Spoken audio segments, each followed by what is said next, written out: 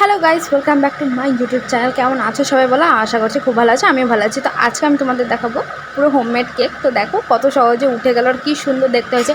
হ্যাঁ, চারপাশটা হয়তো অতটা সুন্দর হয়নি, কিন্তু খেতে ততটাই সুন্দর হয়েছে। দেখতে সুন্দর না হলেও খেতে কিন্তু দারুণ, যেটা দিয়ে মানুষের দরকার। তো তোমরা এখানে দেখতে পাচ্ছ, এখানে আছে 1 কাপ হচ্ছে ময়দা, আর 1 কাপ হচ্ছে চিনি, আর একটা হচ্ছে ভ্যানিলা এসেন্স। তোমরা চাইলে ইউজ করতে পারো, নাও ইউজ করতে পারো, কোনো ব্যাপার নয়, না ইউজ করলেও হবে। তো এটা স্মেলের জন্য একটু দেয় ভ্যানিলা এসেন্স। এখানে দেখতে পাচ্ছ সুজি কিন্তু রাখা আছে পরিমাণ মতন। এখানে দেখতে পাচ্ছ খাবার সোডা, যাকে এক কথায় বেকিং সোডা বলে। আর হচ্ছে কাজু কিশমিশ একটু কুচি কুচি করে কেটে এখানে কিন্তু রাখা আছে। আর এরপর দেখতে পাচ্ছ এখানে কিন্তু সাদা তেল ব্যবহার করা হয়েছে। এরপর তোমরা দেখতে পাচ্ছ দুধ, মানে এইসব উপকরণ দিয়ে তৈরি হবে কিন্তু আজকে পুরো কেকটা, পুরো বাড়ির হোমমেড কেক। ঠিক আছে, কোথাও কোনো যাওয়ার দরকার নেই, কোনো কিছু লাগবে না। জাস্ট একবার তোমরা বাড়িতে বানিয়ে খেয়েও, দারুণ লাগবে, দারুণ টেস্ট হবে। এরপর তোমরা দেখতে পাচ্ছ যে এখানে কিন্তু যেই মানে রুল ময়দাটা ছিল সেটা কিন্তু এখানে ব্যবহার করা হয়েছে। এরপর তোমরা দেখলে সাদা তেল দিয়ে দেওয়া হলো, আর সাদা তেল দিয়ে কিন্তু একটু ভালো করে নাড়াচাড়া করে নেবা। তোমরা না মানে কি বলবো, কেক যখন বানাবে তোমরা চেষ্টা করবে রুল ময়দা দিয়ে বানাতে। ঠিক আছে, আটার ময়দাটা কিন্তু তোমরা ব্যবহার না করাই ভালো। মানে কি বলো তো, ওটা অনেকটা চ্যাটচ্যাটে টাইপের, আর রুল ময়দাটা অতটা চ্যাটচ্যাটে টাইপের না। তো দেখো এরপর কিন্তু পরিমাণ মতন এখানে দুধ দিয়ে দিল, আর দুধ দিয়ে কিন্তু খুব ভালো করে নাড়াঘাটা করে নেওয়া হচ্ছে। তারপর দিয়ে দেওয়া হলো খাবার সোডা, মানে বেকিং সোডা। এরপর ইউজ করা হচ্ছে কাজু কিশমিশ, আর তারপর একটু দুধ দিয়ে দেওয়ার পর কিন্তু এখানে দিয়ে দেওয়া হলো। আর তোমাদেরকে বলে রাখি, তোমরা কিন্তু দুধটা একবারেতে দেবে না, থেকে থেকে কিন্তু দুধটা দেবে। আর আমার মা যেহেতু কেকটা বানিয়েছে, তো আন্দাজ একবারে মাপ মতো, সেই জন্য কিন্তু একবারেতে ঢেলে দিচ্ছে। ঠিক আছে, এরপর তোমরা দেখলে চিনি দিয়ে দেওয়া হলো, 1 কাপ চিনি, 1 কাপ চিনি ব্যবহার করা হলো। এরপর কিন্তু ভালো করে নেড়ে ঘেটে নিয়ে নেওয়া হচ্ছে, মানে ভালো করে কিন্তু চিনিটা মিশিয়ে যায় যাতে, তার জন্য কিন্তু হাত চালিয়ে খুব জোরে জোরে কিন্তু নাড়াচাড়া করে নিতে হবে। তো দেখো এখানে কিন্তু খুব ভালো করে নাড়াচাড়া করে নিচ্ছে।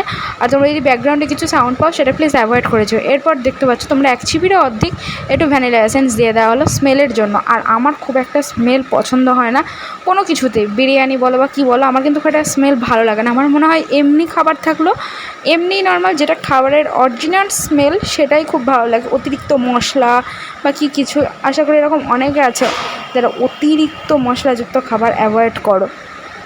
তো দেখো এখানে কিন্তু খুব ভালো করে মিশিয়ে নেওয়া হচ্ছে। তো আর তোমাদেরকে বলে রাখি, কেকের রেসিপিটা কিন্তু খুব সহজ, বাড়িতে যা থাকবে তাই দিয়ে তৈরি করা হচ্ছে। তোমাদেরকে এক্সট্রা করে কোনো কিছু কিনতে হবে না, কিনলে শুধু ভ্যানিলা এসেন্সটা, এর বেশি আর কিছু না। এরপর তোমরা দেখতে পাচ্ছ এখানে কিন্তু ব্যবহার করা হয়েছে গুঁড়ো দুধ। আর গুঁড়ো দুধটা দিলে কী হয় বলো তো, কেকটা আর একটু খেতে কিন্তু খুব সুন্দর লাগে। তোমাদের অপশনাল, তোমরা যদি না চাও তাহলে অ্যাভয়েড করতে পারো, তোমরা যদি চাও যে ব্যবহার করবে তাহলে ব্যবহার করতে পারো। কিন্তু আমার মতে গুঁড়ো দুধ দিয়ে কেক খেতে খুব সুন্দর লাগে। তো দেখো ব্যাটারটা কিন্তু ঠিক এরকম হবে, খুব পাতলাও না খুব ঘনও না, তো এরকম একটা ব্যাটার হবে। এরপর একটা ছোটো সাইজের বাটি, তোমরা তোমাদের যেমন ইচ্ছে তোমরা একটা বাটি নিয়ে নেবে। আমাদের খুব অল্প পরিমাণে কেক তৈরি হয়েছে, তাই আমাদের কিন্তু ছোটো বাটি নিয়ে নেওয়া হয়েছে। তো এরপর দেখো এখানে একটা তোমরা পেপার নিয়ে করবে, পেপারই ভালো হবে। তো কেকের যে পেপারগুলোকে কী বলে আমার ঠিক জানা নেই, তো সেইগুলোকে কিন্তু মানে আমরা করিনি, আমরা পুরো ঘরোয়া পদ্ধতি। তো সেই ক্ষেত্রে বাড়িতে অনেকেরই ডেলি নিউজ পেপার আসে, সেখান থেকে একটা পেজ এরকম করে ছিঁড়ে নেবে, ছিঁড়ে নিয়ে তোমরা কিন্তু চারকোনা সাইড করে কেটে কিন্তু ভালো করে বাটির মধ্যে বসিয়ে দিতে পারো। এরপর তোমরা দেখতে পাচ্ছ যে এরপর কিন্তু যে ব্যাটারটা তোমরা দেখতে পাচ্ছ সেই ব্যাটারটা কিন্তু ঢেলে দেওয়া হচ্ছে।